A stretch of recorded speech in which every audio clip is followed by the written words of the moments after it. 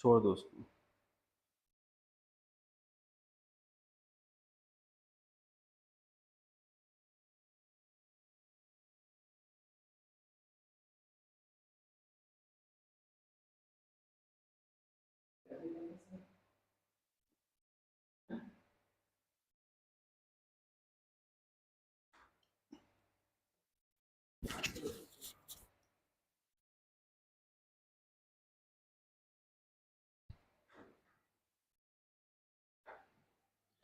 Hello and good morning बच्चों।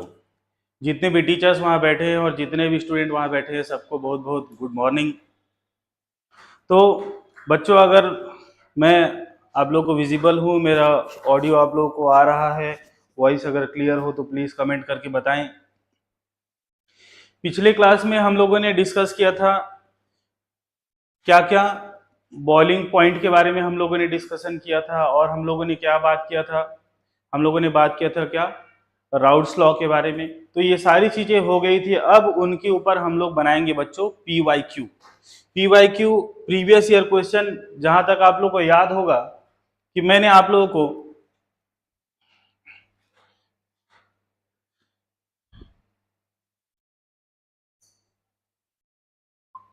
जो जो सेंटर कनेक्ट हो रहे प्लीज ज्वाइन होते ही आप लोग कमेंट करेंगे।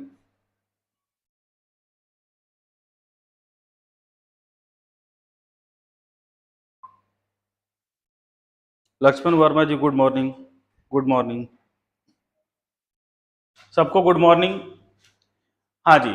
तो देखिए, इससे पहले कुछ डाउट्स ऐसे आए हैं, कुछ आप लोगों की तरफ से कुछ ऐसा रिकमेंडेशन भी आया है कि सर पूरा का पूरा क्लास जो है वो बायलिंगुअल रखना है, और बायलिंगुअल करना ही हमारे लिए ज़्यादा सही होता है।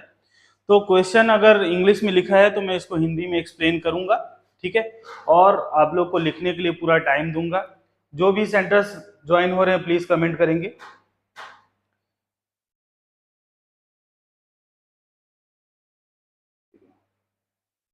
गुड मॉर्निंग, गुड मॉर्निंग सबको। चलिए, जो भी सेंटर ज्वाइन हो रहे हैं प्लीज कमेंट करके बताएं, प्लीज कमेंट करें। हाँ जी, चलिए स्टार्ट करते हैं। टाइम हो गया है काफी, 2 मिनट चले गए हैं हमारे, ठीक है। चलिए, जो भी सेंटर कनेक्ट हो रहे हैं प्लीज कमेंट करें, कमेंट कीजिए, कमेंट कीजिए, वीडियो को लाइक कीजिए सभी। चलिए, तो स्टार्ट करते हैं। एक क्वेश्चन है 2005 में पूछा गया है, the vapour pressure of two liquids P and Q are 80 torr and 60 torr respectively. दो अलग अलग लिक्विड है, दो अलग अलग लिक्विड है P और Q, उनका वेपर प्रेशर गिवन है हमको। Vapour pressure of Q, vapour pressure of Q, देखिएगा Q का वेपर प्रेशर देखते हैं। वेपर प्रेशर किसका, वेपर प्रेशर, वेपर प्रेशर किसका लिख रहे हैं हम पहले, P का, और फिर वेपर प्रेशर लिखने वाले हैं, वेपर प्रेशर लिखने वाले हैं किसका, Q का। तो P का वेपर प्रेशर कितना दिया हुआ है, 80 टोर गिवन है, और Q का कितना गिवन है, 60 टोर। जैसे पास्कल बार वगैरह जो यूनिट होता है प्रेशर का, वैसा ही सेम, वैसा ही सिमिलरली अगर हम कहें तो टोर भी प्रेशर का यूनिट होता है, ठीक है। उसके बाद देखिए, दो लिक्विड को मिलाया गया है, मैं हिंदी में लिख देता हूं कि P और Q दो तरल को मिलाने पर, मिलाने पर जो सॉल्यूशन बनता है, ठीक है, उसका टोटल वेपर प्रेशर निकालना है। मिलाने पर कुल वेपर प्रेशर ज्ञात करना है। ये मैंने हिंदी में लिख रखा है, ठीक है, ठीक है, सभी को क्लियर है। चलिए पहले थोड़ा सा देख लेते हैं कौन कौन ज्वाइन हो रहे हैं, ठीक है। चलिए, तो मैं आप लोगों को एक बात आज क्लियर कर देता हूं कि बहुत सारे बच्चे जो है वो हिंदी के साथ थोड़ा सा उनको अटपटा लगता है, और मुझे भी थोड़ा सा पढ़ाने में हिंदी में समस्या है और ज्यादातर टीचर्स को ये समस्या होती है, ठीक है, लेकिन हम हिंदी में पूरा प्रयास करेंगे। चलिए, तो टोटल वेपर प्रेशर निकालना है जब दोनों को हम मिक्स कर देते हैं। और क्या दिया है, 3 मोल पी, नंबर ऑफ मोल किसका, पी का गिवन है, कितना है 3 मोल है, और नंबर ऑफ मोल गिवन है किसका, क्यू का, ये कितना है 2 मोल है। बहुत ही सिंपल सा क्वेश्चन। तो हमको क्या फाइंड आउट करना है, टोटल वेपर प्रेशर, कुल वाष्प दाब ज्ञात करना है, ये हमारा क्वेश्चन। तो जब भी आप कोई क्वेश्चन सॉल्व करते हैं खासतौर पे बोर्ड्स पे, तो जो भी गिवन डाटा होता है पहले उसको लिखें, उसके बाद जब आप सब कुछ डाटा लिख लें तो आपको सब कुछ क्लियर हो जाता है कि क्या क्या पूछने वाला पूछा गया है, क्या क्या हम करें तो क्या क्या होगा। देखिएगा, वेपर प्रेशर दिया है और नंबर ऑफ मोल्स दिया हुआ है, ठीक है, वेपर प्रेशर दिया हुआ है और क्या दिया हुआ है, नंबर ऑफ मोल्स दिया हुआ है। तो टोटल वेपर प्रेशर का जो फॉर्मूला होता है वो क्या होता है, जाई ए और पी ए नॉट प्लस जाई बी और पी बी नॉट, ये फॉर्मूला होता है बच्चों। तो हमको पी ए नॉट और पी बी नॉट तो गिवन है, लेकिन जाई ए और जाई बी नहीं पता है, मोल फ्रैक्शन नहीं पता है, मोल प्रभाज नहीं पता है। तो हम क्या करें, सबसे पहले मोल प्रभाज निकाल लेते हैं, जाई ऑफ पी, तो ये क्या हो जाएगा, number of moles of P upon number of moles of P plus number of moles of Q, ये हो जाएगा। तो number of moles of P कितना गिवन है, 3 मोल है, और 3 plus number of moles of Q कितना गिवन है, 2 मोल है। तो ये कितना हो जा रहा है बच्चों, 3/5। और आप लोग फॉर्मूला जानते हो, उस फॉर्मूला के अकॉर्डिंग अगर आप क्यू का मोल फ्रैक्शन फाइंड आउट करना चाहते हैं 1 माइनस जाइपी कर लीजिए, तो क्या हो जाएगा, 1 माइनस जाइपी का वैल्यू कितना है 3/5, तो क्या हो जाएगा 5 माइनस 3/5, दैट मीन्स कितना हो जाएगा 2/5, ये हो गया वैल्यू, ठीक है। तो यहां से आपको मोल फ्रैक्शन मिल गए। मोल फ्रैक्शन मिल जाने के बाद यहां पर इसको पुट कर दीजिए, ठीक है, इस जगह पर आप पुट कर दीजिए, यहां पर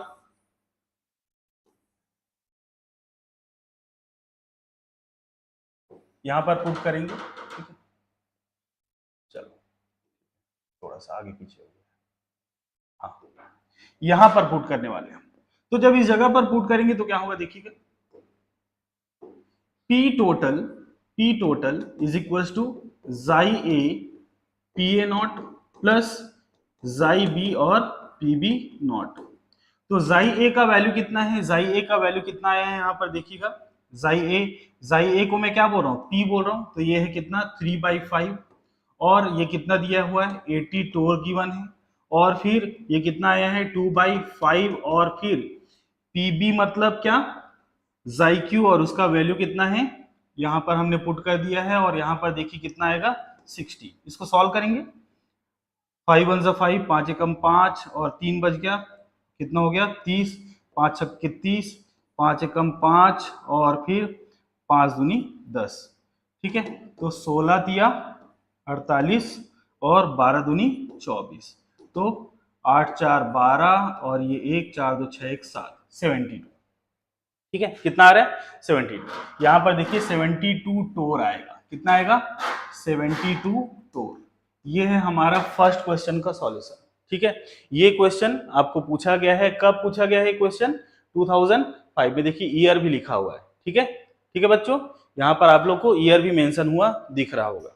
तो सबसे पहले जैसे जैसे मैं क्वेश्चन बनाते जा रहा हूं आप लोग साथ में उसको नोट डाउन करते जाएंगे, ठीक है। क्वेश्चन पढ़ के मैं सुना रहा हूं, देखिएगा कि the vapour pressure of 2 liquid P and Q are 80 torr and 60 torr respectively, ठीक है। तो हिंदी में कैसे लिखेंगे, दो तरल P और Q का वाष्प दाब, मेरे साथ साथ लिखते जाएं आप लोग, दो तरल P और Q का वाष्प दाब 80 टोर और 60 टोर है, ठीक है। The total vapour pressure of solution obtained by mixing 3 mole P and 2 mole Q would be, ठीक है। तो 3 मोल P को साथ में लिखे आप लोग हिंदी वाले जो है, 3 मोल P को और 2 मोल Q को मिलाने पर कुल वाष्प दाब कितना होगा, ठीक है। 3 मोल P को और 2 मोल Q को मिलाने पर कुल वाष्प दाब कितना होगा, ठीक है। समझ गए? तो ये है आपका क्वेश्चन हिंदी में, ठीक है। यहाँ पर इंग्लिश में लिखा हुआ है, मैं हिंदी में पढ़ के बता रहा हूँ, आप लोग सभी ध्यान से उसको जैसे जैसे मैं लिख रहा हूँ साथ में लिखते जाएंगे, और मैं आप लोग को लिखने के लिए समय दे रहा हूँ। जैसे जैसे मैं स्क्रीन से हटता हूँ आप लोग इसको तुरंत लिख लेंगे, ठीक है। चलिए, तो वहां जो टीचर्स बैठे हुए हैं, सेंटर में जो टीचर्स बैठे हुए हैं, वो प्लीज जैसे मैं कोई क्वेश्चन लिखता हूं तो साथ में उसके कमेंट करके बताएं कि ए आएगा, बी आएगा, सी आएगा, डी आएगा। बच्चों से एक बार थोड़ा सा बात करें और उनसे पूछकर ये बताएं। साथ साथ जब वो लोग उसमें इंगेज होंगे ना क्वेश्चन में, तो और ज्यादा बेहतर होगा, ठीक है, बच्चों को मजा आने लगेगा। चलिए, तो ये क्वेश्चन है 2005 का, ठीक है। आई होप आप लोग सभी लिख लिए होंगे इसको, ठीक है। चलिए आगे बढ़ते हैं, एक नया क्वेश्चन लेते हैं। नया question, which condition is not satisfied by an ideal solution, ठीक है। एक आदर्श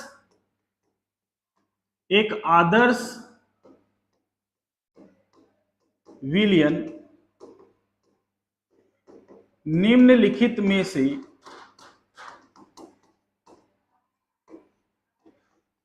किस स्थिति को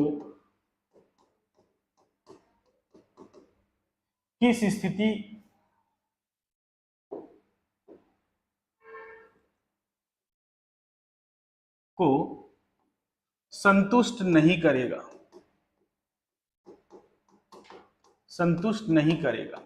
या फिर हम कह सकते हैं कि किस स्थिति का पालन नहीं करेगा, ठीक है। ये देखिए हिंदी में मैंने स्पष्ट लिख दिया है यहां पर। अब इस क्वेश्चन को समझते हैं। आप लोगों ने आदर्श विलयन के बारे में पढ़ा होगा बच्चों, आदर्श विलयन या फिर आइडियल सॉल्यूशन, ठीक है। अभी मैं इस टॉपिक पर अभी आया नहीं हूं, ठीक है, हम लोग आगे आएंगे। ये क्वेश्चन एक आया हुआ है 2013 का है, काफी अच्छा क्वेश्चन है, बहुत आसान क्वेश्चन, इसलिए मैंने अभी यहाँ आपको बताने के लिए इसको रखा है, ठीक है।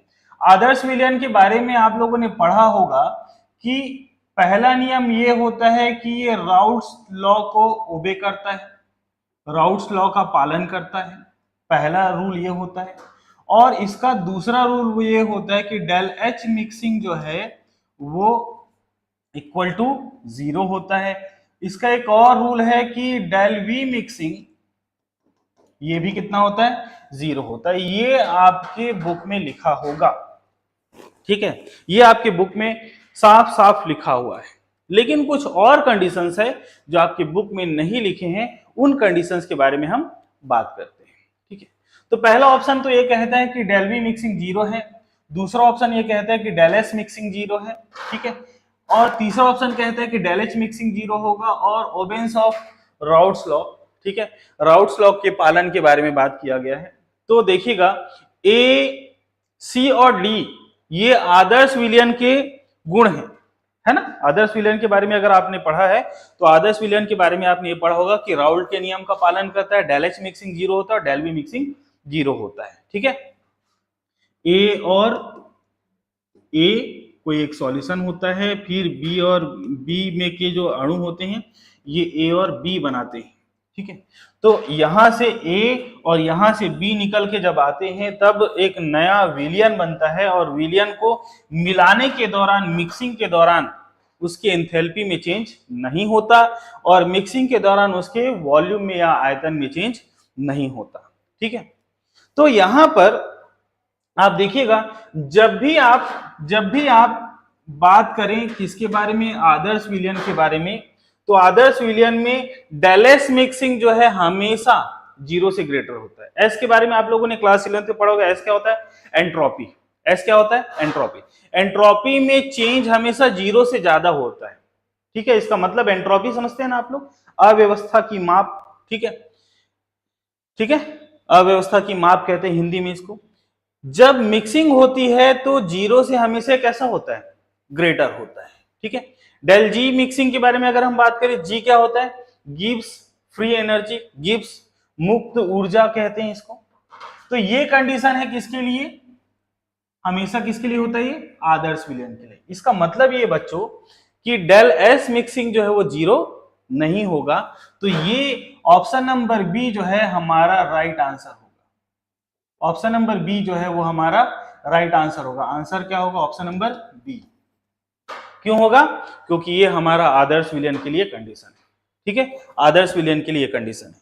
चलिए, तो आप लोग चाहे तो इसको लिख सकते हैं। अनादर्श विलयन में क्या होता है? नॉन आइडल सॉल्यूशन में क्या होता है? नॉन आइडल सॉल्यूशन में क्या होता है? नॉन आइडल सॉल्यूशन के बारे में आप लोग जानते हैं। नॉन आइडल सॉल्यूशन के बारे में आप लोग ये जानते हैं कि राउट्स लॉ जो कहता है कि P A is equal to chi A और पी ए नॉट, ये इक्वल नहीं होता। ठीक है, P B is not equal to chi B और पी बी नॉट होता है। और दूसरा कंडीशन होता है कि डेल एच मिक्सिंग जो होता है वो नॉट इक्वल टू जीरो होता है। और तीसरा कंडीशन ये होता है कि डेल बी मिक्सिंग जो है ये नॉट इक्वल टू जीरो होता है। ठीक है, नॉट इक्वल टू जीरो होता है। और ये जो कंडीशन आप देख रहे हैं आदर्श के लिए, अनादर्श के लिए, आइडल के लिए और नॉन आइडल के लिए, दोनों के लिए सेटिस्फाई होते हैं। ठीक है, चलिए, तो अभी हमारा ये क्वेश्चन हो गया। आप लोग इसको लिख लीजिए। ये जो क्वेश्चन दिख रहा है आप लोग को, इसको आप लोग हिंदी में, हिंदी वाले हिंदी में लिख लेंगे, इंग्लिश वाले इसको इंग्लिश में लिख लेंगे। ठीक है, हिंदी वाले हिंदी में लिख लीजिए इसको, इंग्लिश वाले इंग्लिश में लिख लीजिए। जो कुछ भी एक्सप्लेनेशन सामने दिख रहा है आप लोग को सभी लिखते जाएंगे।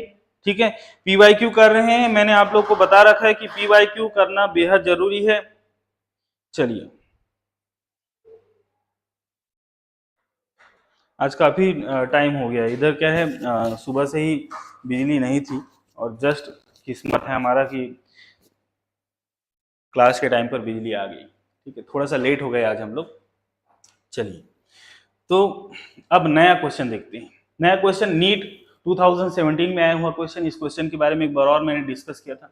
Which of the following is dependent on temperature? इनमें से कौन सा जो है वो टेम्परेचर पर डिपेंड करता है?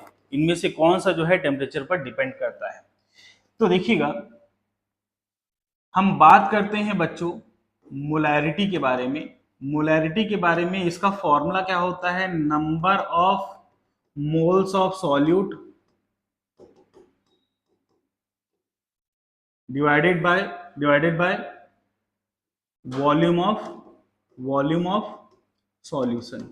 ये हमारा फॉर्मूला है। ठीक है, इस फॉर्मूला के बारे में इससे पहले भी हम लोग बात कर चुके हैं। ठीक है, ये सारी चीजें मैंने पहले बता रखी है ताकि ये सारे क्वेश्चन आपसे बन जाए।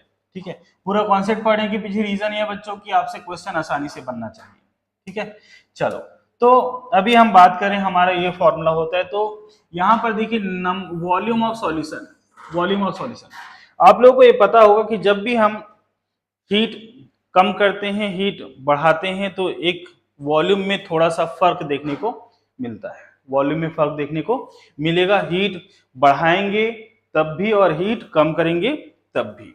तो देखिए यहां पर वॉल्यूम वाला कंडीशन आ रहा है। मोल फ्रैक्शन में तो सिंपल सा फॉर्मूला, मोल फ्रैक्शन में क्या होता है? Number of moles of A upon number of moles of A plus number of moles of B. और फिर मास परसेंटेज में, मास परसेंटेज में क्या होता है? मास परसेंटेज में W A upon W A plus W B.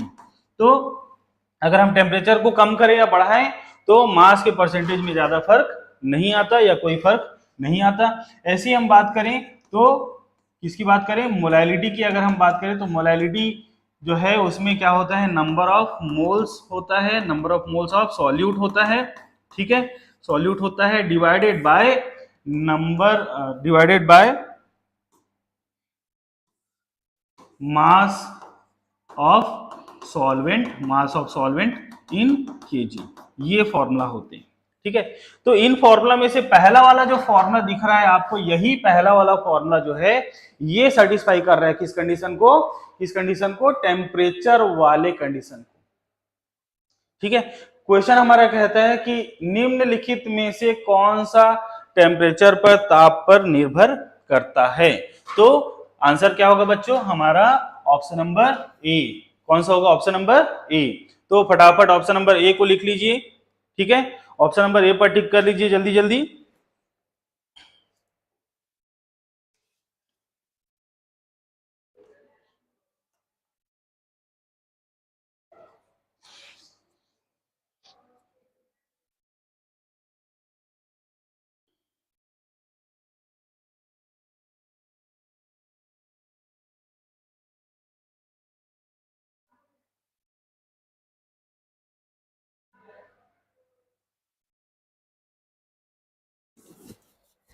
ठीक है, हाँ चलिए, तो सभी लिख लिए होंगे।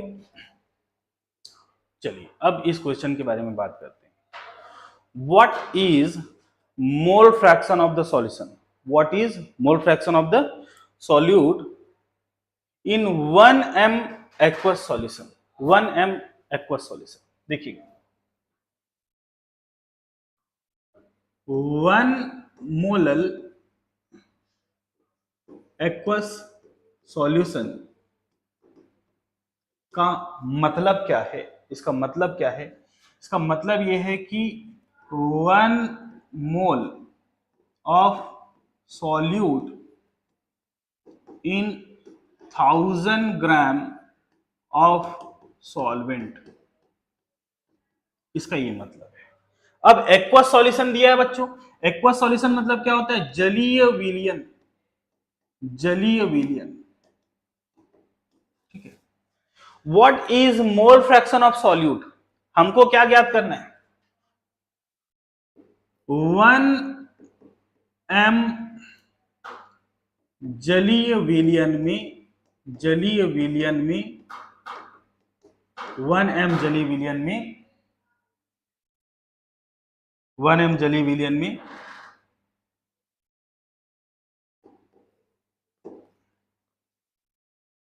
विलेय का मोल प्रभाज, ठीक है, हिंदी वाले इसको लिख लेंगे विलेय का मोल प्रभाज क्या होगा या कितना होगा, ये है हमारा क्वेश्चन, ठीक है। 1 m जलीय विलयन में विलेय का मोल प्रभाज क्या होगा? 2011-2015 में इसको पूछा गया। तो क्वेश्चन में 1 m लिखा है, तो 1 m एक्वस सॉल्यूशन का या जलीय विलयन का क्या मतलब होता है कि 1 मोल सॉल्यूट जो है, 1 मोल विलेय जो है वो 1000 ग्राम सॉल्वेंट में, 1000 ग्राम विलायक में घुला हुआ है, ठीक है। तो देखिए यहां पर number of moles of solute NB, NB हमको गिवन है 1 मोल है, ठीक है। और क्या गिवन है देखिएगा, ये देखिए W of A mass given है, मास गिवन है कितना?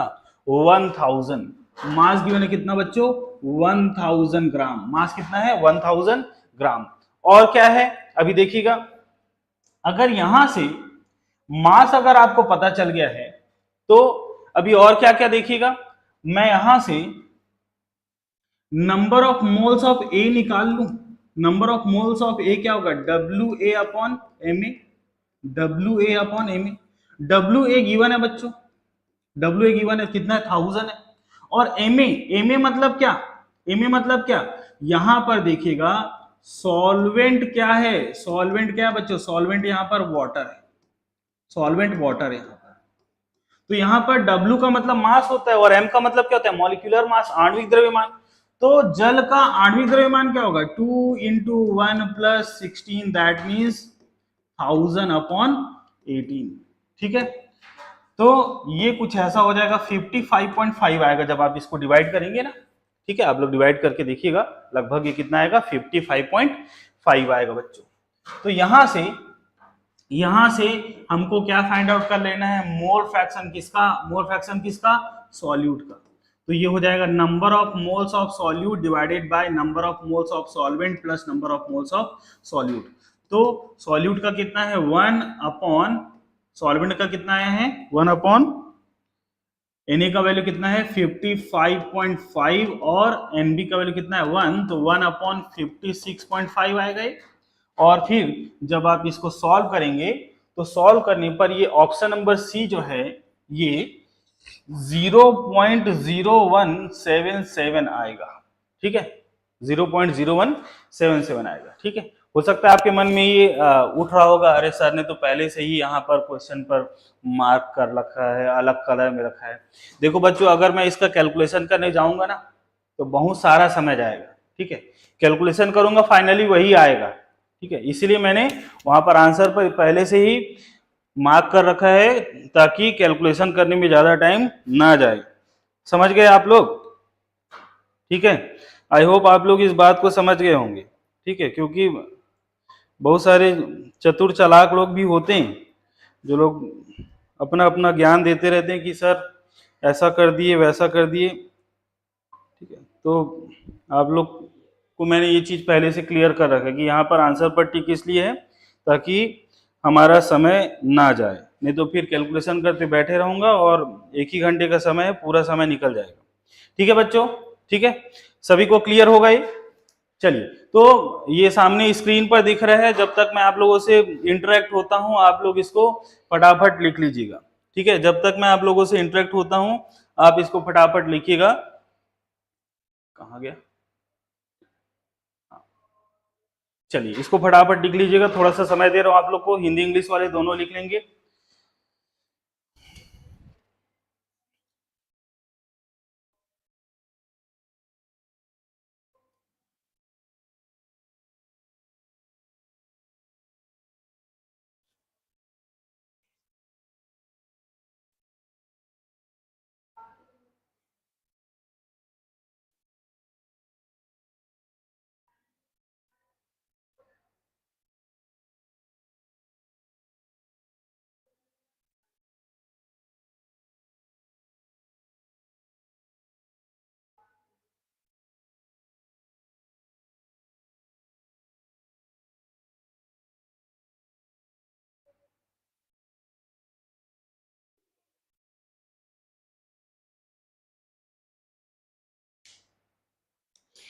ठीक है, चलिए, तो आप लोग इसको लिख चुके होंगे। चलो, तो अब हम नए क्वेश्चन की तरफ आते हैं। नया क्वेश्चन क्या कहता है, देखिए, how many grams of concentrated nitric acid, nitric acid HNO3, nitric acid क्या, HNO3 solution should be used to prepare 250 ml of 2m HNO3। ठीक है, ये हमको गिवन है। चलिए, तो सबसे पहले आप गिवन डाटा के बारे में अगर हम बात करें, क्या क्या हमको गिवन है, तो हमको दिया हुआ है क्या, वॉल्यूम, वॉल्यूम गिवन है। ठीक है, वॉल्यूम किसका, should be used to prepare 250 ml volume of solute, volume of solute के बारे में अगर हम बात करें तो ये कितना दिया है हमको, वॉल्यूम ऑफ सॉल्यूट नहीं है, सॉरी, वॉल्यूम ऑफ सॉल्यूशन है, पूरे सॉल्यूशन का है। ठीक है, तो ये कितना दिया है हमको, 250 ml। लेकिन याद होगा आप लोग को, मैंने फॉर्मूला बताया था, उसमें मैंने बताया था कि किस में होना चाहिए, लीटर में होना चाहिए, तो 0.250 लीटर हो जाएगा। ठीक है, ये वॉल्यूम हो गया। और क्या दिया हुआ है देखिएगा, ये हमको मोलैरिटी गिवन है, मोलैरिटी को कैपिटल M बोलेंगे हम, मोलैरिटी गिवन है कितना, 2.0 m, ये हमको गिवन है। ठीक है, और ज्यादा कुछ नहीं है। और हमको फाइंड आउट करना है how many grams of concentrated nitric acid. इसका मतलब यह है कि हमको मास निकाल लेना है। ठीक है, मास निकाल लेना है। चलिए, अब इस पर हम बाद में जाएंगे, पहले हम देख लेते हैं। अभी क्या दिया हुआ है, मोलैरिटी गिवन है, तो मोलैरिटी अगर गिवन है तो उसका यूज करते हैं। ठीक है, तो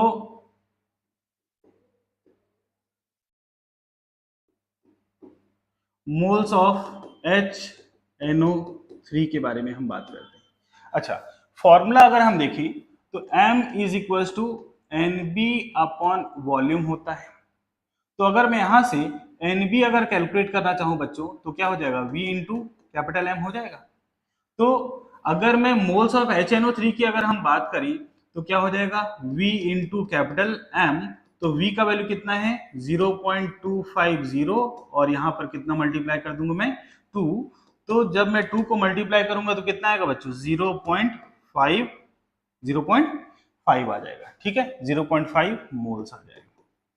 ठीक है, ये क्या आ गया, 0.5 मोल्स आ गया। उसके बाद हम क्या निकालेंगे, मास ऑफ HNO3, क्या निकालेंगे, मास ऑफ HNO3।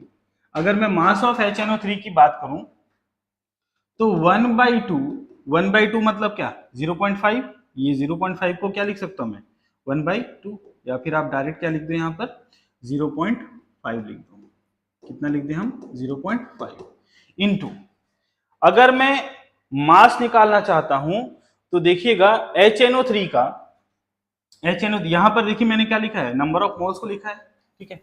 अगर मैं नंबर ऑफ मोल्स का फॉर्मूला लगाऊं तो नंबर ऑफ मोल्स क्या होता है, W अपॉन M होता है, ठीक है। तो मैं अगर यहां से मास निकालना चाहता हूं तो मैंने मास निकाल रखा है W, तो क्या हो जाएगा N इंटू M। तो मैं यहां पर फॉर्मूला को ही लिख देता हूं, डायरेक्ट मैं फॉर्मूला को लिख देता हूं, ज्यादा अच्छा होगा, नहीं तो आप लोग कंफ्यूज होंगे। यहां पर मैंने कौन सा फॉर्मूला लगा रखा है, मैंने फॉर्मूला लगा रखा है यहाँ पर मैंने फॉर्मूला लगा रहा है N is equal to W upon M वाला फॉर्मूला लगाया है। तो यहाँ से जब मैं मास निकालूंगा W तो क्या हो जाएगा N इंटू M हो जाएगा, और N का वैल्यू कितना है 0.5। और M की बात करें बच्चों, M मतलब क्या होता है, मॉलिक्यूलर मास होता है। तो मॉलिक्यूलर मास HNO3 का कितना होगा, देखिएगा HNO3 का हाइड्रोजन का 1, नाइट्रोजन का 14 प्लस 3 टाइम्स क्या 14 प्लस 3 टाइम्स ऑक्सीजन का मास कितना होता है 16, ऑक्सीजन का मास कितना होता है 16, तो 0.5 इंटू 63, ठीक है। 16 × 48, ये कितना आ गया 63 आ गया। अब यहां से मास आ गया किसका, HNO3 का। अच्छा देखिए इसमें एक और चीज दिया हुआ है 70% HNO3, ठीक है। तो आप अगर मास परसेंटेज लिखें, देखिए परसेंटेज में दिया हुआ है, मास परसेंटेज क्या होता है, मास परसेंटेज की अगर बात करें तो क्या होता है WA upon WA plus WB, WA upon WA plus WB, ये होता है फॉर्मूला बच्चों। तो यहां पर इस फॉर्मूला में हमको किसके बारे में बोला गया है, HNO3 के बारे में बोला गया है, और वो कितना है यहाँ पर 70%, कितना है बच्चों यहाँ पर 70% है। तो 70% तो HNO3 का कितना आया है मास यहाँ पर 0.5 इंटू 63, और यहाँ पर देखिए फिर क्या लिखेंगे 0.5 इंटू 63। और दूसरा क्या है देखिएगा, दूसरा एक तो मास हमको किसका दिया हुआ है WA दिया हुआ है, ठीक है। टोटल मास अगर मैं निकालना चाहूं तो टोटल मास यहाँ पर टोटल मास निकल पाना मुश्किल दिखाई दे रहा है, तो टोटल मास ही यहाँ पर हम निकाल लेते हैं बच्चों। टोटल मास कितना लिख दूं मैं यहाँ पर x लिख देता हूँ यहाँ पर, ठीक है। यहाँ पर टोटल ही निकालना है, x लिख देता हूँ, यहाँ पर कितना कर देता हूँ 100 मल्टीप्लाई कर देते हो, क्योंकि जब भी आप परसेंटेज निकालते हैं तो यहाँ पर क्या होता है 100% होता है। तो यहाँ से परसेंट और परसेंटेज कैंसिल हो जाएगा, तो यहाँ पर सिर्फ क्या बचेगा 70, और ये x ऊपर चला जाएगा, और ये क्या हो जाएगा 0.5 इंटू 63। तो यहाँ से x अगर आप फाइंड आउट करें तो 0.5 इंटू 63 डिवाइडेड बाई 70 होगा, और फिर फाइनली हमारा ये ऑप्शन नंबर सी जो है वो हमारा फाइनल आंसर में आ जाएगा। इसका कैलकुलेशन करके देखिए अभी आप लोग, ठीक है। इस क्वेश्चन को आप लोग कैलकुलेट करके देखें कि इसका सॉल्यूशन आपको क्या मिल रहा है, ठीक है। इसको आप कैलकुलेट करके देखें इसका सॉल्यूशन आपको क्या मिल रहा है, ठीक है। फिर से देख लें कि इसमें क्या लिखा हुआ है, how many grams of concentrated nitric acid solution should be used to prepare, ठीक है। कितना ग्राम मतलब हमको prepare 250 ml of 2m HNO3, ठीक है। HNO3 के बारे में ही बोला गया है, द कंसंट्रेटेड एसिड इज 70%, ठीक है। तो हमको बोला गया है कि 250 ml और 2m HNO3 बनाने के लिए कितना ग्राम यूज करना पड़ेगा, ठीक है।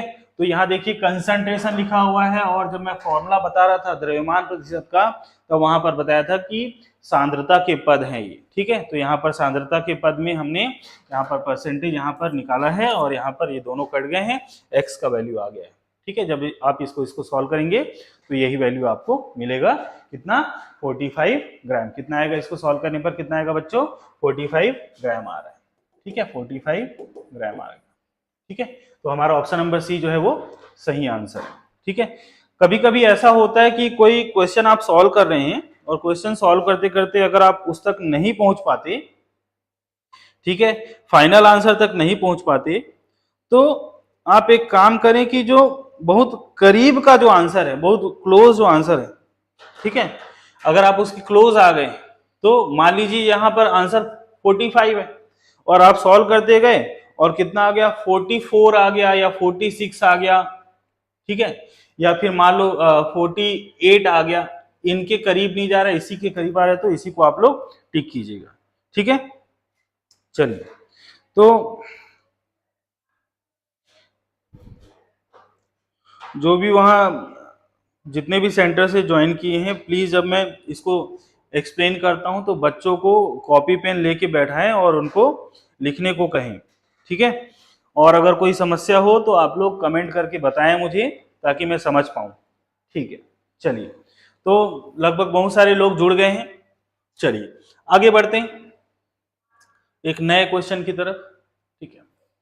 अभी यहां पर इस क्वेश्चन में 2012 का क्वेश्चन है, नीट का ही क्वेश्चन है। नीट का क्वेश्चन इसलिए कह रहा हूं बच्चों, देखिएगा, पहले मैंने नीट के क्वेश्चन ला रखे हैं, अभी उसके बाद में जेई के क्वेश्चन को भी एक्सप्लेन करूंगा। पहले आपको सारे नीट के ही क्वेश्चन दिख रहे हैं। इसके पीछे रीजन ये है कि जो नीट का और जेई का जो लेवल होता है, ठीक है, ये बात अभी क्लियर करने आप लोग, नीट का लेवल अगर ये है तो जेई का लेवल ये होता है, ठीक है।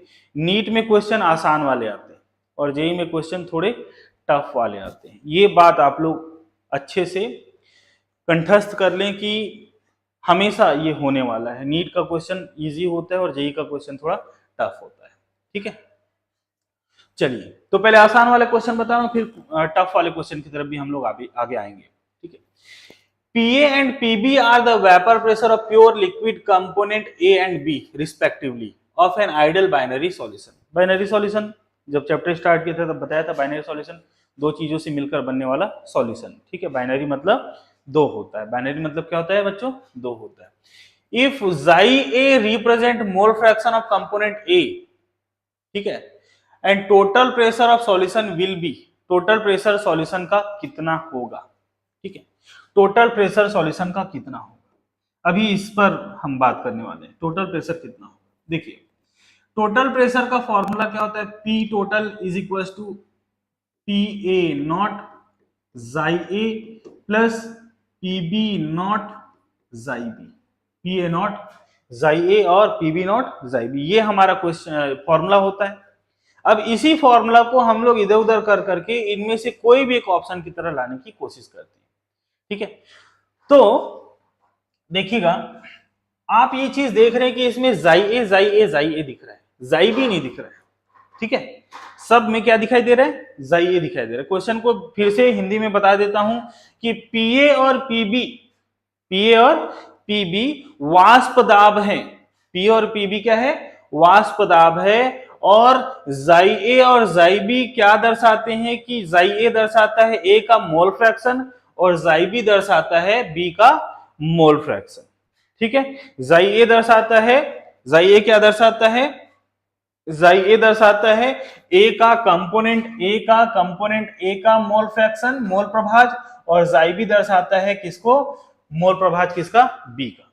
उसके बाद हम सॉल्यूशन पर देखिए, जितने भी ऑप्शन है हमारे पास उसमें जाई बी कहीं पर दिखाई नहीं दे रहे हैं, तो इसका मतलब ये है कि ये जो जाई बी वाला टर्म है बच्चों, इसको आपको हटा देना है, ठीक है। अगर कोई बच्चा बना पा रहा हो तो फटाफट बना ले, बहुत आसान सा क्वेश्चन है। जाई बी को हम क्या बोलेंगे, 1 माइनस जाई ए लिख सकते हैं क्या, 1 माइनस जाई ए। आप लोगों को मोल फ्रैक्शन जब बताया था तब उस दौरान मैंने ये बताया था बच्चों की जाई ए प्लस जाई बी इज इक्वल टू 1 होता है, और इस पर मैंने ऐसा कर रखा था, याद आया होगा शायद आपको, और मैंने कहा था ये इंपॉर्टेंट फॉर्मूला आगे यूज होने वाला है।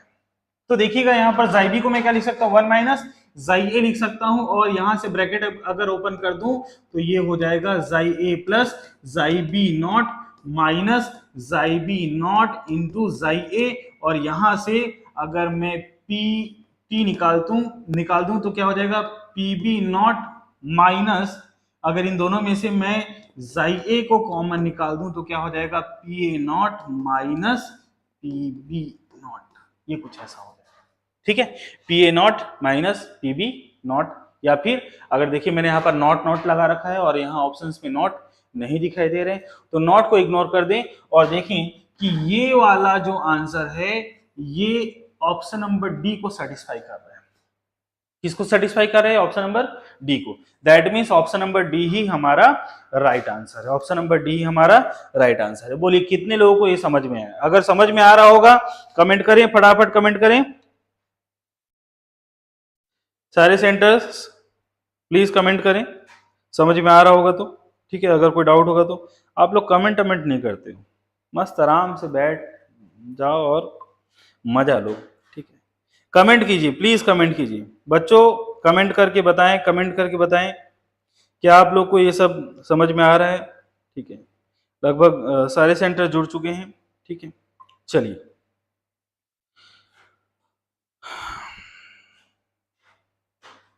कुछ सेंटर्स नहीं दिखाई दे रहे हैं, कम दिखाई दे रहे हैं। आज छुट्टी मना रहे हैं लगते हैं बच्चे लोग, ठीक है। चलिए,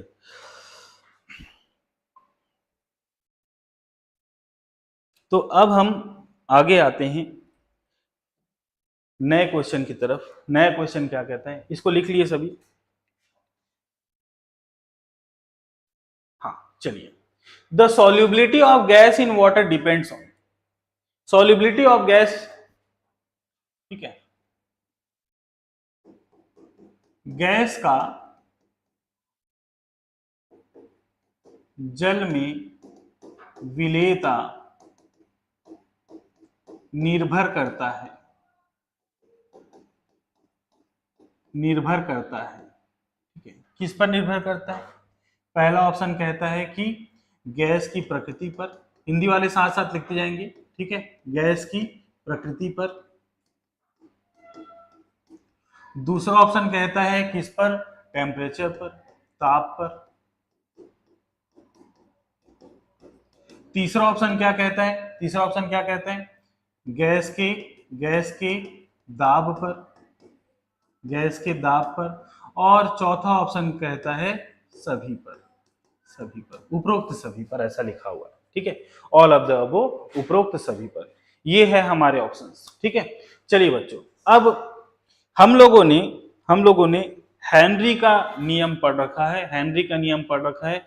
और हेनरी का नियम गैस का किसी किसी तरल पर विलेयता के बारे में बात करता है। हेनरी का नियम किसी गैस के तरल पर विले द्रव पर विलेयता के बारे में बात करता है। तरल बोलने से दोनों हो सकते हैं, ठीक है। चलिए, अभी यहां हम हेनरीज लॉ के बारे में बात करेंगे। हेनरीज लॉ क्या कहता है कि P इज इक्वल टू के एच जाई बी, ये हमारा, अगर मैं यहां पर B रखता हूं तो B और यहां पर A रखता हूं तो A, ठीक है। चलिए, तो ये हमारा फॉर्मूला है।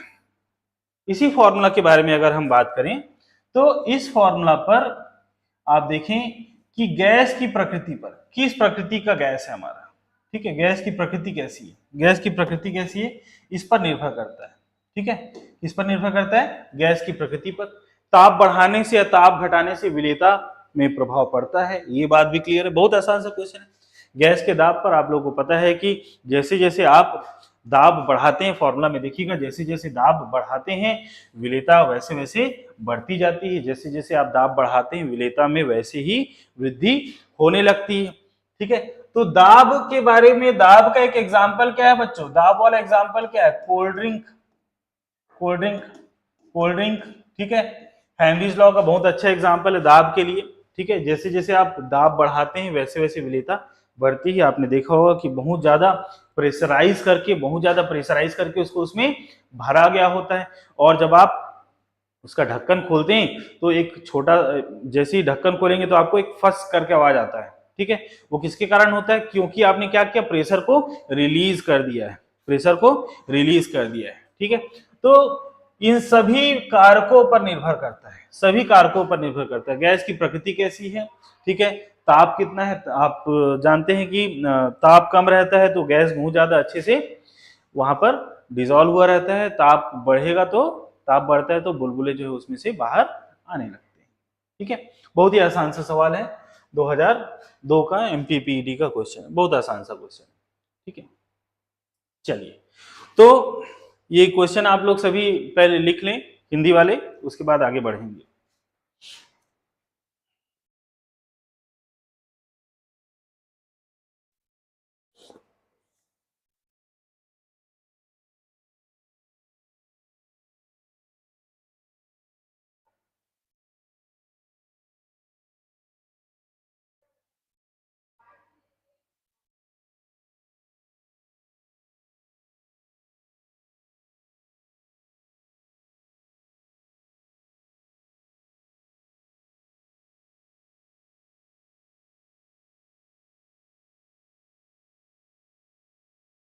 ठीक है, चलिए सभी लिख लिए, आगे बढ़ते हैं।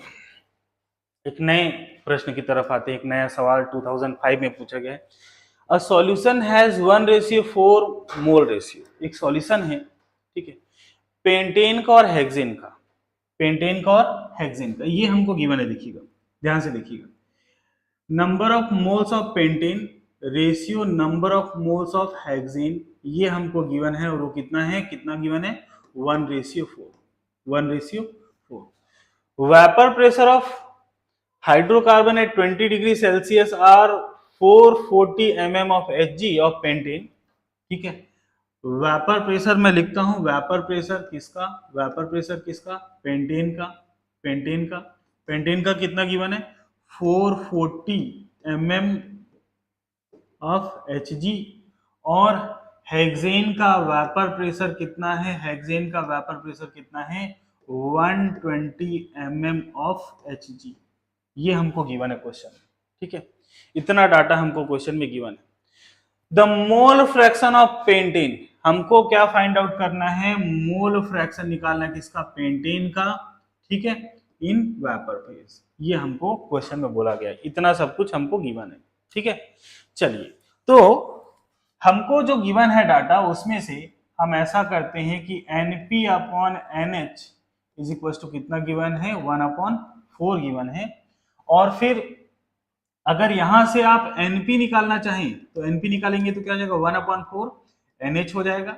और अगर आप यहां से NH निकालना चाहें तो क्या हो जाएगा, NH निकालना चाहें तो क्या हो जाएगा, 4NP हो जाएगा। ये हमको गिवन डाटा में से हमने ये सब कैलकुलेशन कर लिया।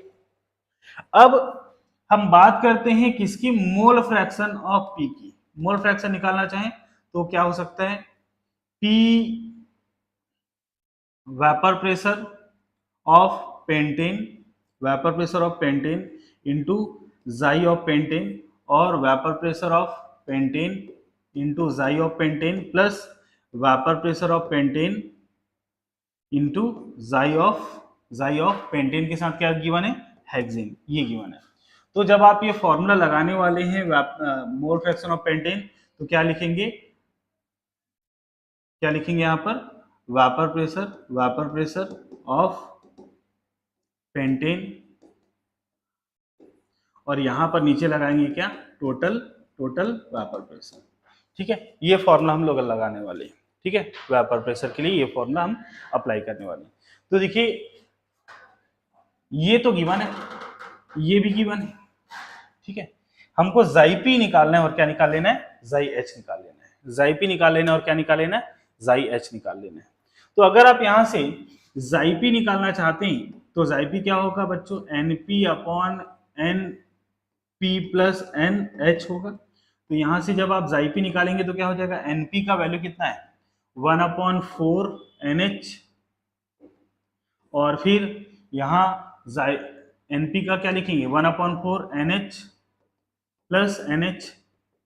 तो यहां से NH को अगर मैं कॉमन निकाल लूं और काट दूं तो क्या बचेगा, 1/4, और ये 4 1 4, 4 + 1 5, 5/4, तो क्या हो जाएगा 1/4 इंटू 4/5, तो क्या हो जाएगा फाइनली ये 1/5 आ जाएगा। क्या आ गया, जाई पी। और यहाँ से आप क्या निकाल सकते हैं, जाई एच निकाल सकते हैं। यहाँ पर देखिए जाई एच निकाल सकते हैं। जाई एच क्या हो जाएगा, 1 माइनस जाई पी। तो 1 माइनस जाई पी का वैल्यू कितना है, 1/5। तो ये हो जाएगा 5 - 1 4, 4/5। ठीक है, आराम से बना रहा हूँ बच्चों, देखो एक एक चीज को कैलकुलेट करके दिखा रहा हूँ, शॉर्ट में नहीं लिख रहा हूँ। आप लोग साथ साथ इसको ध्यान से देखें, ठीक है। तो P वेपर प्रेशर कितना है इसका, देखिए यहाँ पर 440 रखें यहाँ पर, ठीक है। और जाइपी का वैल्यू कितना रखना पड़ेगा, जाइपी का वैल्यू कितना आ रहा है, जाइपी का वैल्यू कितना है बच्चों, जाइपी का वैल्यू 1/5। जाइपी का वैल्यू कितना है, 1/5। यहाँ पर क्या रखेंगे, 440 into 1/5 plus 440 into 1/5 plus 120 into 4/5। तो मैं 5 कॉमन निकाल लूंगा तो क्या हो जाएगा, 440 डिवाइडेड बाय 440 प्लस 120 इंटू 4, और ये हो जाएगा 440 डिवाइडेड बाय 440 प्लस 480, और ये हो जाएगा 440 डिवाइडेड बाय 0 8 4 12 और ये 1, ठीक है, और ये 920, 0 0 कट जाएगा। और फिर जब आप इसको सॉल्व करेंगे तो आएगा क्या, ऑप्शन नंबर डी, ठीक है। फटाफट इस क्वेश्चन को सॉल्व कर लेंगे आप लोग, ठीक है। जो भी आपको स्क्रीन में दिख रहा है क्वेश्चन को एक्सप्लेन कर दिया हूं मैं कि पेंटेन और हेक्सेन से मिलकर पेंटेन और हेक्सेन के विलयन का, हिंदी में लिख रहा हूं मैं, ठीक है, के विलयन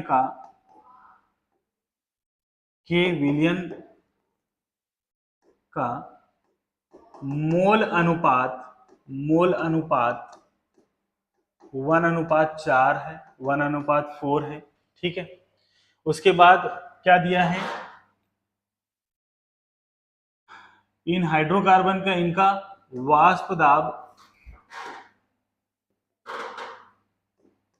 पेंटेन का वाष्प दाब, वेपर प्रेशर कितना दिया हुआ है, 440 mmHg है, ठीक है। तथा हेक्सेन का वाष्प दाब कितना है, 120 mmHg है। ये हमको क्वेश्चन है, ठीक है। तो पेंटेन का मोल फ्रैक्शन क्या होगा, ये हमारा क्वेश्चन है, ठीक है। हिंदी में लिख दिया हूं, इसको आप लोग हिंदी में लिख लें और साथ साथ सॉल्व करते जाएं, ठीक है। जो भी स्क्रीन में दिख रहा है, मैं स्क्रीन से जब भी हटता हूं आप लोग क्या करें, इसको फटाफट आप नोट डाउन कर लें, ठीक है बच्चों। ये जब भी मैं स्क्रीन से हटता हूं, जब भी स्क्रीन से हटूं तो आप लोग फटाफट इसको नोट डाउन कर लें, जल्दी जल्दी इसको लिखते जाएं, फिर आगे बढ़ेंगे, ठीक है।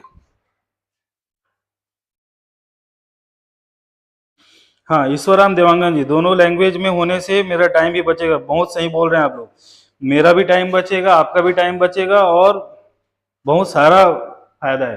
क्योंकि मुझे जानकारी मिली कि वहाँ पर कुछ स्कूल ऐसे हैं जहाँ पर इंग्लिश मीडियम के भी बच्चे वहाँ पर हैं। तो इंग्लिश मीडियम वाले के लिए हिंदी में पढ़ना बहुत मुश्किल हो जाता है, हिंदी वाले के लिए इंग्लिश में पढ़ना मुश्किल हो जाता है। लेकिन ये भी ध्यान रखें कि आगे की पढ़ाई आपको इंग्लिश में ही करनी है, ठीक है। तो जो बच्चे हिंदी हिंदी हमारी मातृभाषा है, लेकिन हमको क्या करना है, जो बच्चे इसको एकदम पकड़ के बैठे कि हम हिंदी को छोड़ेंगे नहीं, तो वो इस बात को हमेशा ध्यान रखे कि आगे की पढ़ाई आपकी इंग्लिश में ही होनी है, सब कुछ है ना। और इंग्लिश को धीरे धीरे सीखना शुरू करो बच्चों, कोई बहुत टफ लैंग्वेज नहीं है, धीरे धीरे होगा, ठीक है। ईश्वराम देवांगन जी, थैंक यू कमेंट करने के लिए।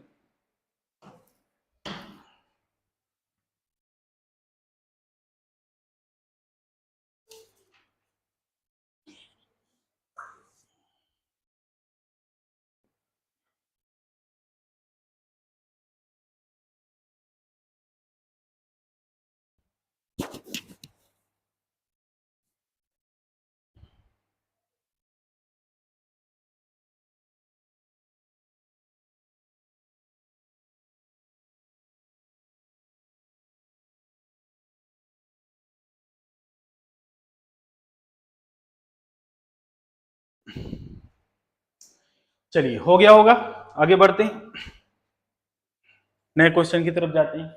नया क्वेश्चन क्या बोल रहा है देखिएगा, 2.5 लीटर ऑफ, देखिए 2017 का क्वेश्चन है, 2.5 litre of 1m NaOH solution is mixed with another 3 litre of 0.5m NaOH solution, then find out the molality of the resultant solution. Molality निकालना है हमको रिजल्टेंट सॉल्यूशन का, ठीक है। चलिए, अब हम इस पर जो गिवन डाटा है उसको हम लिखते हैं, ठीक है। तो number of moles of first NaOH, दो अलग अलग NaOH के बारे में बात हुआ है, ठीक है। वो कितना दिया है, 1, और क्या दिया है, वॉल्यूम दिया हुआ है, वॉल्यूम ऑफ फर्स्ट NaOH, ये कितना गिवन है बच्चों, 2.5 लीटर गिवन है, ठीक है। और फिर number of moles of second NaOH, ये कितना दिया हुआ है 0.5 गिवन है, 0.5 गिवन है। और इसका वॉल्यूम की बात करें, अगर हम आयतन की बात करें तो आयतन कितना गिवन है, आयतन गिवन है 3 लीटर, ये गिवन है।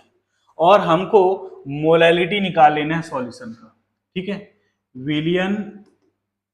विलियन की मोललता निकालना है, ठीक है, ये हमको निकाल लेना है। चलिए, तो अब अगर हमको ये निकाल लेना है तो देखिएगा, अगर हम बात करें m की बात करें तो क्या होता है n अपॉन v होता है, ये फॉर्मूला होता है, याद कीजिए, ये फॉर्मूला हम लोगों ने पढ़ रखा है, ठीक है। अगर हम इस फॉर्मूला की बात करें तो n अपॉन v होता है, तो नंबर ऑफ मोल्स भी गिवन है आपको, और क्या गिवन है, वॉल्यूम भी गिवन है। तो यहां से हम ये निकाल लेते हैं कि m ऑफ फर्स्ट NaOH, ठीक है, शॉर्ट में लिखना है आपको, ज्यादा डिटेल में नहीं लिखना है ना। तो m ऑफ फर्स्ट NaOH के बारे में अगर हम बात करें तो नंबर ऑफ मोल्स निकालना है, वॉल्यूम निकाल लेना है, टोटल वॉल्यूम। देखिए, चलिए पहले मैं यहाँ पर फॉर्मूला पर आता हूँ।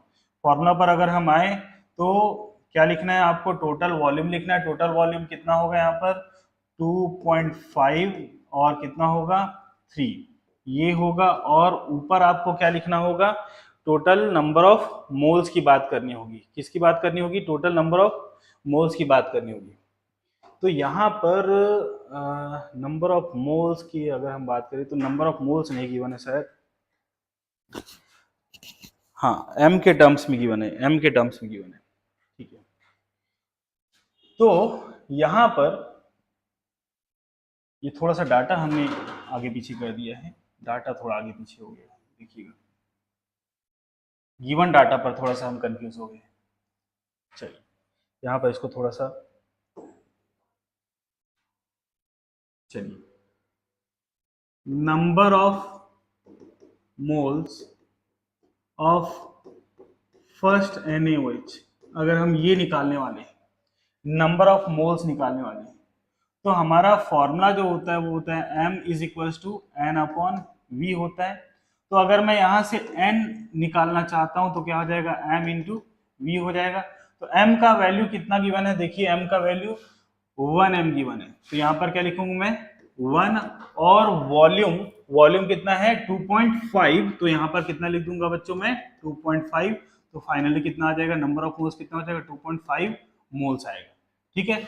और ऐसे ही मैं लिख देता हूं number of moles of second NaOH, second वाले का, ठीक है।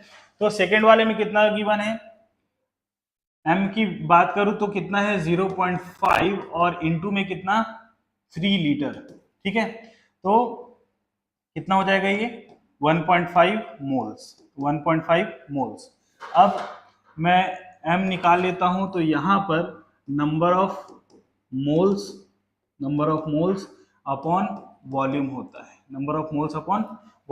है, तो नंबर ऑफ मोल्स का वैल्यू हम रखेंगे, टोटल नंबर ऑफ मोल्स कितना आ रहा है, 2.5 प्लस 1.5 डिवाइडेड बाय वॉल्यूम कितना है 2.5 प्लस 3 लीटर, तो ये हो रहा है 4 अपॉन 3 to 5 5.5। इसको डिवाइड करके देखें 4 अपॉन 5.5 को अगर हम डिवाइड करके देखें तो 4 अपॉन 5.5 को डिवाइड करने पर कितना आएगा, देखिएगा 40 डिवाइडेड बाय 55 कर देते हैं।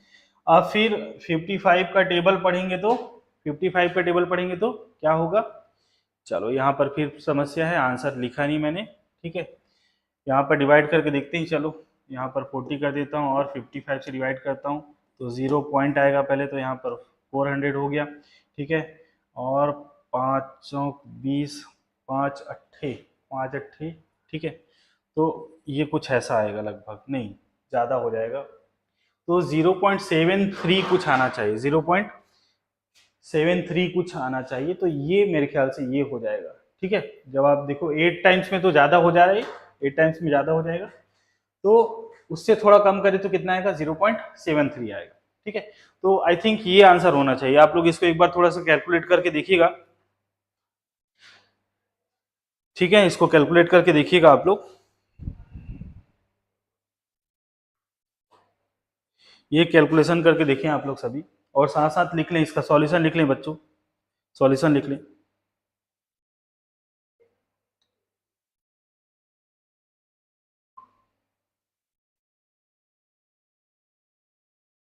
आशीष कुमेटी ji, good morning. Good morning sir.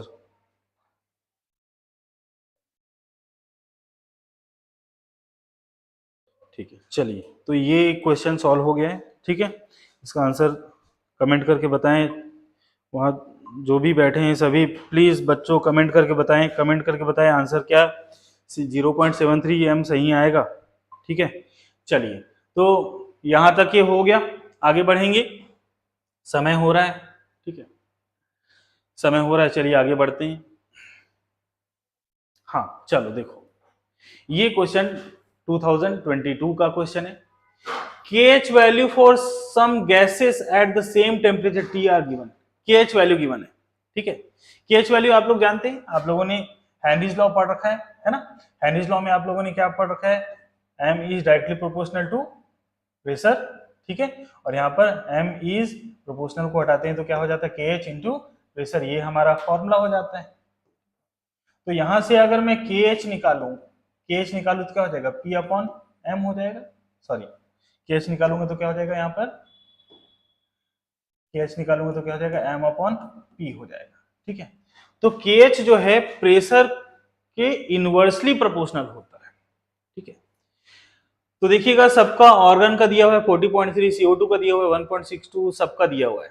ठीक है, where KH is Henry's law constant in water, the order of their solubility in water. ठीक है, order of their solubility in water. Solubility जो है डिपेंड करेगा किस पर, प्रेशर पर डिपेंड करता है। सॉल्युबिलिटी किस पर डिपेंड करता है बच्चों, प्रेशर पर। देखिएगा यहाँ हेनरीज लॉ हमारा ये कहता है, ठीक है, P क्या होता है, पार्शियल प्रेशर होता है। P क्या होता है, पार्शियल प्रेशर होता है। KH क्या होता है, हेनरीज लॉ कांस्टेंट होता है। X क्या होता है, mole fraction of gas in liquid होता है। Higher the value of KH, KH का वैल्यू जितना ज्यादा बढ़ेगा, ठीक है, lower the solubility of gas, lower the solubility of gas. ठीक है, जितना ज्यादा KH का वैल्यू होगा सॉल्युबिलिटी जो है उतना ही कम होगा। जितना ज्यादा जितना ज्यादा जितना ज्यादा KH का वैल्यू बढ़ेगा, विलेयता जो है उतना ही कम होगा। ठीक है, KH is directly inversely proportional to solubility। ठीक है, अभी टाइम कम है, इसके बारे में और ज्यादा एक्सप्लेन अगले लेक्चर में करूंगा, देखिएगा। KH is inversely proportional to solubility।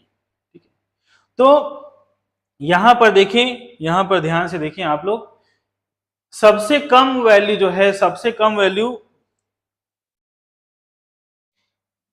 उस रेंज पर देखिए AR आएगा, फिर उससे ज्यादा सॉल्युबिलिटी किसका होगा, CO2 का होगा, और किसका होगा, CH4 का, और फिर किसका होगा, HCHO का होगा, HCHO का।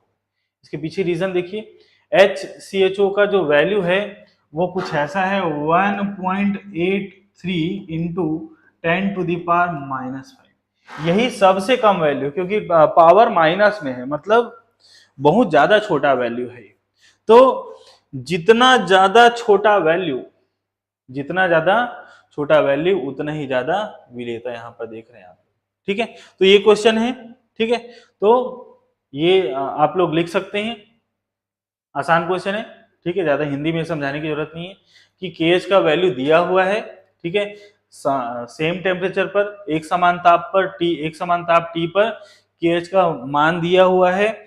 ठीक है, KH का मान दिया हुआ है, और विलेयता का क्रम बताना है, विलेयता का क्रम बताना है। विलेयता का क्रम बताना है, तो विलेयता के क्रम में आप लोग देख रहे होंगे कि हमारे सॉल्यूशन के अकॉर्डिंग कौन आ रहा है, ऑर्गन CO2 CH4 HCHO। तो ऑर्गन CO2 CH4 और ये देखिएगा, ठीक है। ऑप्शन नंबर कौन सा आ रहा है, ऑप्शन नंबर बी आ रहा है, ऑप्शन नंबर बी सही आ रहा है, ठीक है बच्चों। तो इसको फटाफट लिख लीजिए आप लोग, आगे बढ़ेंगे फिर।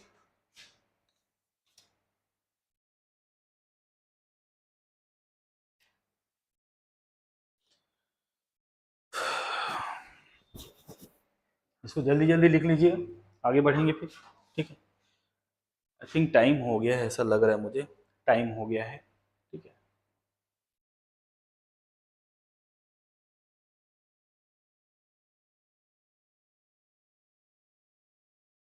टाइम हो गया है, ठीक है, चलिए। तो बाकी के क्वेश्चन हम लोग अगले क्लास पर करेंगे, ठीक है। टाइम हो गया है और ये क्वेश्चन काफ़ी बड़ा है, इसको सॉल्व करने में हमको टाइम लगेगा। तो आई होप आप लोग को आज का ये क्लास समझ में आया है। क्वेश्चन अभी शुरुआती दौर है, मैं बार बार कह रहा हूँ, तो क्वेश्चन कम हो रहे हैं और ज़्यादा डिटेल में हो रहे हैं। अभी ज़्यादा हम फास्ट नहीं चल पा रहे हैं, उसके पीछे बहुत सारे रीज़न है। ज़्यादा फास्ट करेंगे तो अभी पहला ही चैप्टर है, समस्या आएगा।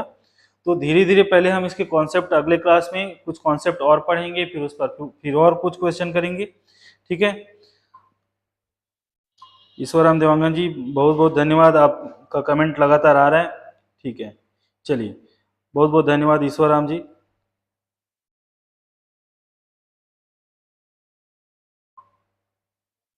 नेटवर्क प्रॉब्लम के कारण क्लियर कुछ नहीं दिख रहा है। सर यहाँ तो नेटवर्क क्लियर है, ठीक है। मैं आप लोग को बताऊं, यहाँ हमारे यहाँ नेटवर्क का स्ट्रेंथ बहुत अच्छा है। बस कभी कभी क्या है, लाइट की समस्या रहती है, अदरवाइज नेटवर्क का स्ट्रेंथ अच्छा है। तो वहाँ जो भी प्रिंसिपल होंगे आपके सेंटर में, उनसे आप कांटेक्ट करें कि वहाँ का नेटवर्क का इशू थोड़ा सा सही कराएं, ठीक है। बाकी क्वेश्चन को छोटा लिखना पड़ेगा ही, उसको अगर मैं बहुत बड़ा भी कर दूं तब भी ज़्यादा कुछ विजिबिलिटी आएगी नहीं आपके तरफ। अगर नेटवर्क का इशू है तो ये होगा ही, ठीक है, ठीक है। झरना झरना जी वहाँ नेटवर्क का जो प्रॉब्लम, उसको आप इशू को वहाँ प्रिंसिपल से कांटेक्ट करें और उसको ठीक कराएं, ठीक है। बाकी सभी के यहाँ कनेक्टिविटी अच्छी होगी, आई होप सबके यहाँ अच्छी होगी, ठीक है। चलिए, तो आज से ये चीज़ हम लोग कंफर्म करते हैं। मैं सारे टीचर्स से भी ये बात रख दूंगा कि हम अगले क्लास से जितने भी लेक्चर होंगे उसको हम बायलैंग्वेज करेंगे, ठीक है। क्योंकि हमको वहाँ कुछ इन्फॉर्मेशन मिला है कि कुछ बच्चे जो हैं वहाँ से इंग्लिश मीडियम वाले भी वहाँ पर कनेक्ट हो रहे हैं, ठीक है। तो जो भी कनेक्ट हुए उनको बहुत बहुत धन्यवाद, सबको शुक्रिया, ठीक। कल मिलते हैं अगले लेक्चर में।